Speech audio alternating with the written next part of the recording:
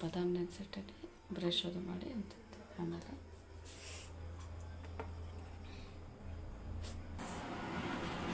ಇಲ್ಲಿ ಬಿಸಿನೀರು ಕುದಿಯಾಕಿಟ್ಟೇನೆ ಸ್ವಲ್ಪ ಗ್ರೀನ್ ಟೀ ಮಾಡಬೇಕಾದ್ರೆ ಇಟ್ಟೇನೆ. ಇವತ್ತು ಅಡುಗೆ ಸಿಂಪಲ್ಲಾಗಿ ಅನ್ನ ಸಾಂಬಾರು ಮಾಡ್ತೀನಿ. ಆಮೇಲೆ ನಾಷ್ಟಕ್ಕೆ ಉಪ್ಪಿಟ್ಟು ಮಾಡಿಬಿಡ್ತೀನಿ. ನೋಡಿರಿ, ಇವತ್ತು ಸಾಂಬಾರೊಳಗೆ ಒಂದು ನುಗ್ಗೆಕಾಯಿ ಹಾಕ್ತೀನಿ. ಆಮೇಲೆ ಒಂದು ಸ್ವಲ್ಪ ಹೀರೆಕಾಯಿ, ಒಂದು ಟೊಮೆಟೊ, ಆಮೇಲೆ ಒಂದು ಮೂಲಂಗಿ, ಸ್ವಲ್ಪ ಕೊಬ್ಬರಿ ಇರುತ್ತೆ, ಹಸಿ ಕೊಬ್ಬರಿ ತುರಿದು ಹಾಕ್ತೀನಿ.